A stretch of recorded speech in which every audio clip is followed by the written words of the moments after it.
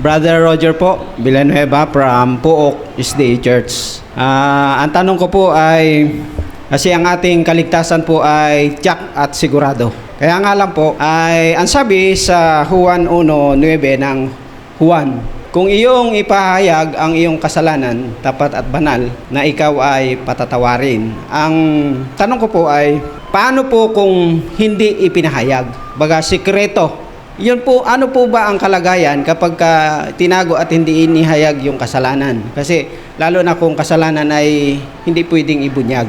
At kinalimutan na lang at hindi niya ikinumpis yung kanyang kasalanan, lalo na doon sa partner niya. Ano po ang magiging kalagayan ng tao na hindi niya inamin yung kanyang kasalanan na kanyang nagawa? Magandang tanong yun, mga kapatid. So, linawin natin, ang sabi ng talata, unang Juan 1:9, kung ipinahahayag natin ang ating mga kasalanan, ay tapat at banal siya na tayo patatawarin sa ating mga kasalanan at tayo lilinisin sa lahat ng kalikuan. Kanino po ipapahayag, mga kapatid? Sa Panginoon.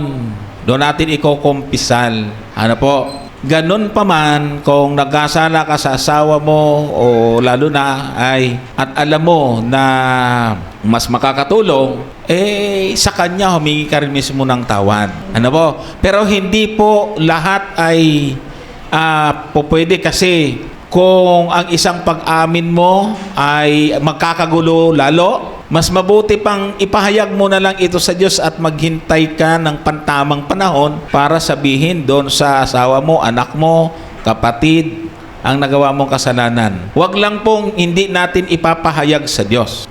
Kasi may mga sitwasyon na hindi matanggap pa. Ang importante, tira ko, pinaghingi mo na tawad sa Diyos. Pero hintayin yung tamang pagkakataon na mismong personal din na humingi ng tawad doon sa taong napagkasalanan. Yun po yung ating papayo. Kasi kung ang paghingi mo doon ay magdudulot naman sa kanya ng galit at lalo pong di na rin kayo lalala yung sitwasyon, personal advice ko po, mga kapatid, ay meron tamang panahon. Meron tamang panahon po doon.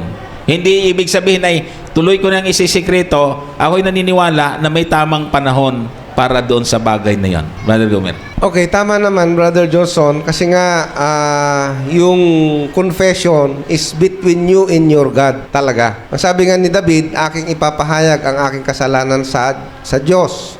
Sabi niya, sa Diyos lang ako nagkasala. Doon siya magko-confess.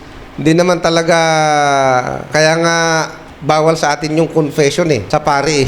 Kasi hindi naman talaga tayo doon dapat nagko-confess sa tao. Yun nga lang, ang binabanggit siguro, yun nga, kung merong sikreto ka nga na nagawa sa buhay mo, parang ganon, lalabas.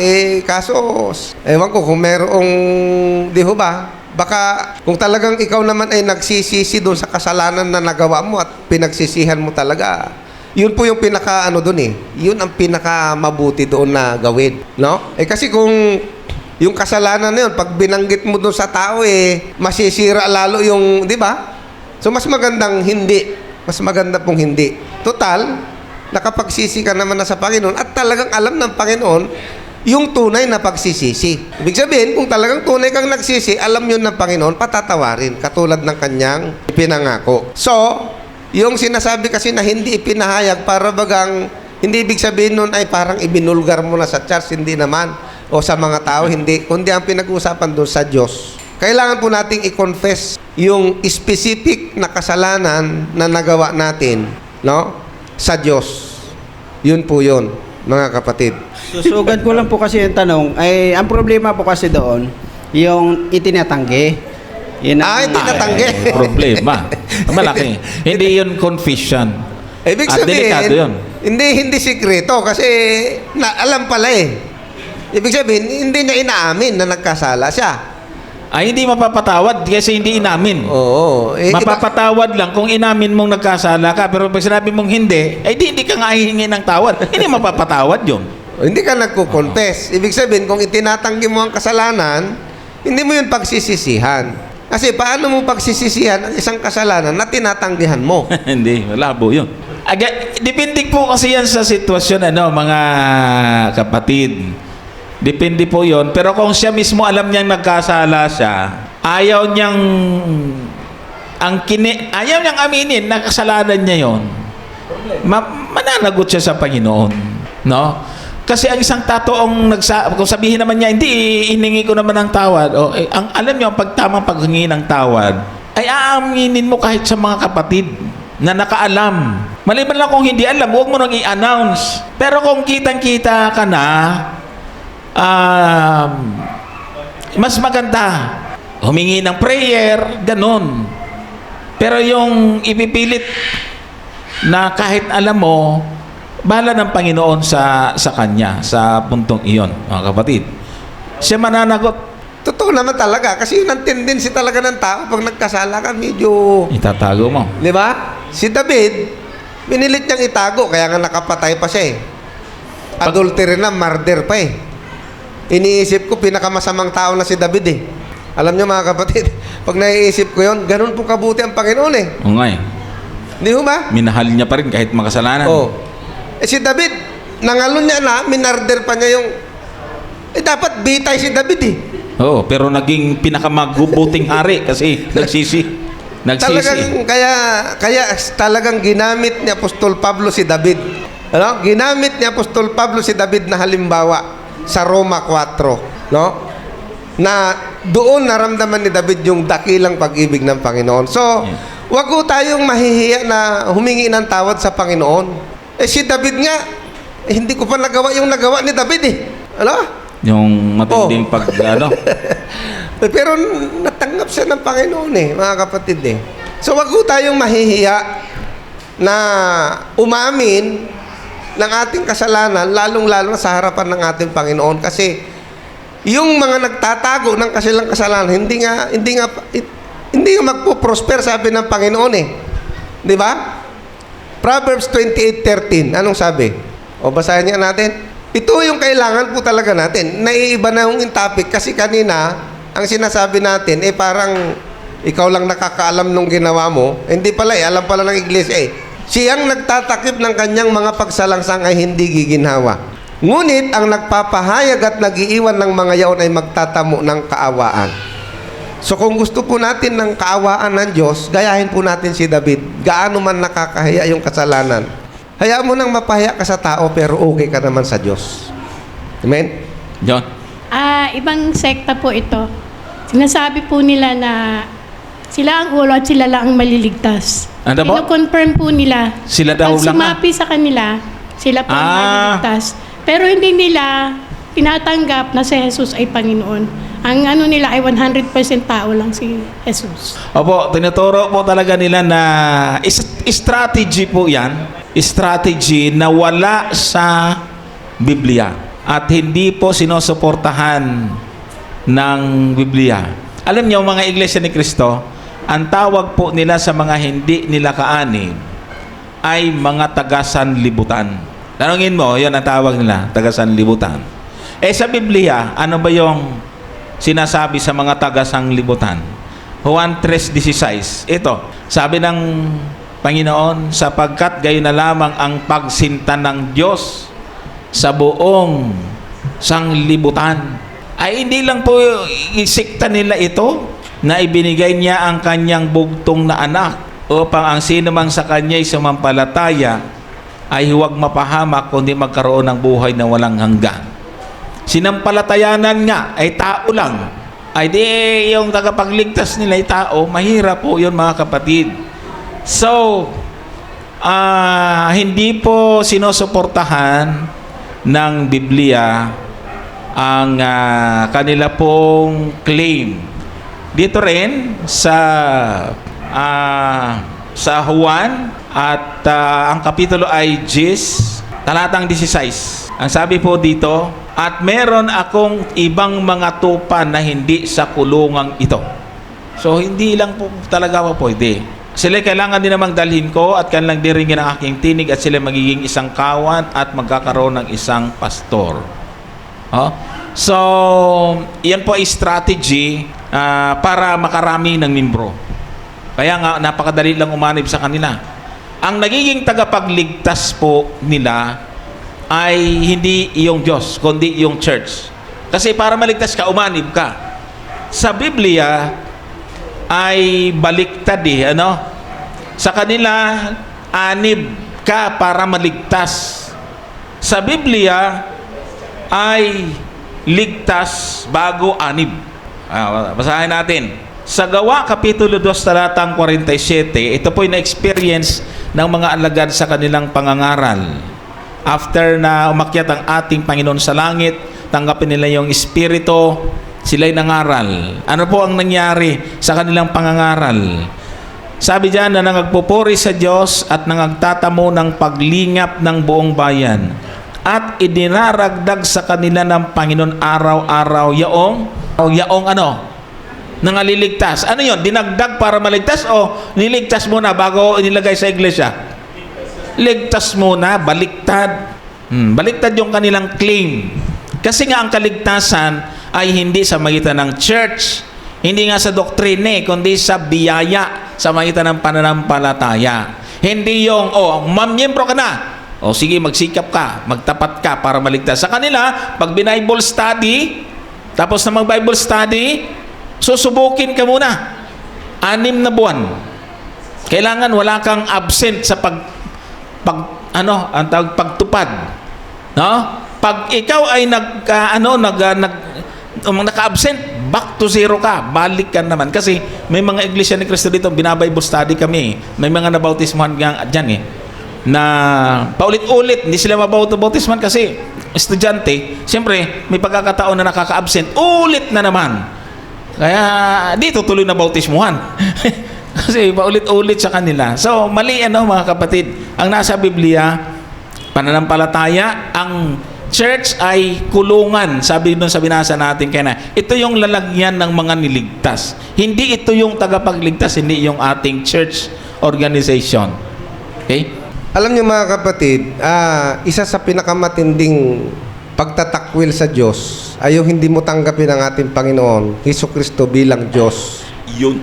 Ang sabi ng ating ang banal na kasulatan, napakarami pong talata sa Biblia mga kapatid na nagpapatunay na ang ating Panginoong Hesukristo po ay Diyos. At para ito itakwil mo bilang Diyos, ang sabi ni Apostol Juan, sa unang Juan 4 ang talata ay 2. Ganito po yung ating mababasa. Sabi niya, dito'y nakikilala ninyo ang Espiritu ng Diyos. Ang bawat Espiritong nagpapahayag na si Hesukristo ay naparitong nasa laman ay sa Diyos. Ang sabi po dito mga kapatid, kailangan ang ating pagpapahayag tungkol sa ating Panginoon ay siya ay naparitong nasa laman. Hindi ho siya naparitong laman, kundi nasa laman. Magkaiba ho yun mga kapatid. Bakit po idiniin ni Apostol Juan yung word na nasa laman? Kasi nga si Apostol Juan ay naniniwala na si Kristo ay hindi po laman. Hindi po siya tao, kundi siya ay nagkatawang tao. Ang sabi niya sa verse 15, tingnan po ninyo, ang sino mang nagpapahayag na si Jesus ay anak ng Diyos, take note, yan po ay malaking letra. Ang Diyos ay nananahan sa Kanya at siya ay sa Diyos. Yun daw sa Diyos, yung nagpapahayag na si Kristo, ang ating Panginoong Hesus ay anak ng Diyos. Ang ating Panginoon mga kapatid, ay yung Kanyang pagiging anak ay bugtong na anak. Kasi ang gagawin nila dyan, ikaw ba anak ng Diyos? Anak ako ng Diyos pero ampon ako. Iba ho yung ampon, iba yung tunay na anak, tama? Ang ating Panginoon, tunay na anak ng Diyos, tayo ho ampon. Yan ang dapat nating maintindihan. Ngayon, kung tao lang ang paniniwala mo sa Panginoon, halimbawa, tao ang paniniwala mo sa Panginoon, tapos, ikaw yung kausap ng Panginoon dito sa Juan 6. Tingnan po ninyo ha. Sa Juan 6, ang talata po ay 38. Kung ikaw ang kausap ng ating Panginoon dito at ang paniniwala mo ay tao lang siya, anong tingin mo sa kausap mo? Ano sabi diyan? Sapagkat bumaba akong mula sa langit. Pag meron po kayo nakausap na sasabihin sa iyo na ako'y bumaba mula sa langit, ano sabihin niyo sa kanya? Sigurado po yun. Naku, nawawala sa sarili ito. Tama? Ang Panginoon niya sabi niya, ako'y bumaba mula sa langit. Meron ho bang tao na magsasabi na matino na siya'y bumaba mula sa langit? Wala hong ganun eh. Mga kapatid eh. Ngayon, ang nangyari sa mga Hudyo, tingnan po ninyo ha. Nung sabihin ito ng ating Panginoon, ang nangyari sa mga Hudyo, tingnan mo sa 42, sa verse 41, at sabi ng mga Hudyo, ang mga Hudyo nga ay nagbulong-bulungan tungkol sa Kanya. Sapagkat Kanyang sinabi, ako ang tinapay na bumabang galing sa langit. Oh, sabi ng mga Hudyo, nabubuang na yata ito. Bakit ganon? Kasi ang mga Hudyo, ang tingin sa ating Panginoon, tao lang talaga. Katulad ng mga iinse. Wala nang iba. Ay sabi ng Panginoon, sabi pa nila, verse 42, at kanilang sinabi, hindi baga ito'y si Jesus, ang anak ni Jose, na nakikilala natin ang kanyang ama at ina? Paano ngang sinasabi niya, ako'y bumabang galing sa langit? Nakita nyo? Kaya yung hindi ka maniwala na si Kristo ay Diyos, ay marami hong lalabagin sa Biblia yan. Kaya nga si Apostol Juan, tiwalang-tiwala sa kanyang sinasabi. Juan 1:1. Nang pasimula siya ang berbo. Ang berbo ay sumasa Diyos at ang berbo ay Diyos. Ito rin ng pasimulay sumasa Diyos. Verse 3. Itong problema ng mga insing, malaking problema nila eh. Kasi ang sabi ng mga insing, ay plano pa lang yan, plano. Plano. Nasa isip lang Ay daw. di tinanong ko, pag ikaw ba'y nagplano na bumili ng martilyo, yung bang plano mo na martilyo na bibilin mo, pwede mo lang ipukpok? Pwede mo namang gamitin pamukpok yung martilyo na pinaplano mo palang bilhin? Di ba? Ay, ang sabi dito ni Juan, sabi rito, verse 3, ang lahat ng mga bagay ay ginawa sa pamamagitan niya at alinman sa lahat ng ginawa ay hindi ginawa kung wala siya. Yung? Tanong, nandun ba siya? Nandun. Walang magagawa kung wala siya. Kaya nga yung isang viewer natin, mga kapatid sa PNM, nagising eh. Nagising mga kapatid eh. Sabi niya, oo nga, nandun pala eh. Ay ang paniniwala ng INC, nag-umpisa lang si Kristo nung ipangan Maria. Ni Maria. Paano ngayon na ginawa ang buong sanglibutan sa pamamagitan niya kung kay Maria lang siya nag-umpisa? Yan. Tapos sabi ni Kristo bumaba ako galing sa langit. Tapos ang matindi, ito pa, na po ninyo. Juan 6. Balikan po natin yung Juan 6. Sabi ng ating Panginoon sa 62, ano nga kung makita ninyong umaakyat ang anak ng tao sa kinaroroonan niya ng una?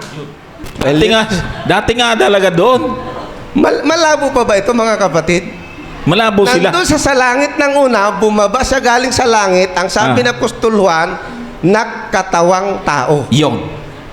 Nung siya'y bumaba sa langit, ang sabi ni Apostol Pablo, Hebreo 10, ang talata ay 5. Tingnan po ninyo.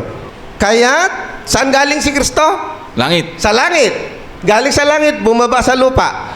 Pagpasok niya sa sanglibutan ay sinasabi, hain at handog ay hindi mo ibig, ngunit isang katawan ang sa akin ay inihanda mo. Yan. Di yan pumaliwanag. Bumaba siya galing sa langit, nagkatawang tao, ipinanganak ni Maria. Kaya sabi, naparitong nasa Kaya laman. ang sabi, kailangan ang paniniwala natin sa ating Panginoon, naparitong nasa laman. Hindi naparitong laman. Yan. Pag naparitong nasa Laman? nasa kotse, si Brother Gomer, hindi siya kotse. Alam mo, naparitong nandun nasa rebo. Halimbawa, kanon. Tanggalin mo yung nasa. Naparitong rebo, si Brother Gomer. Di ba? Nasa laman po ang ating Panginoon. Nung bama, galing sa langit, nagkatawang tao. Juan 1:14. Yeah. Yan po ang maliwanag na doktrina ng Biblia. Okay.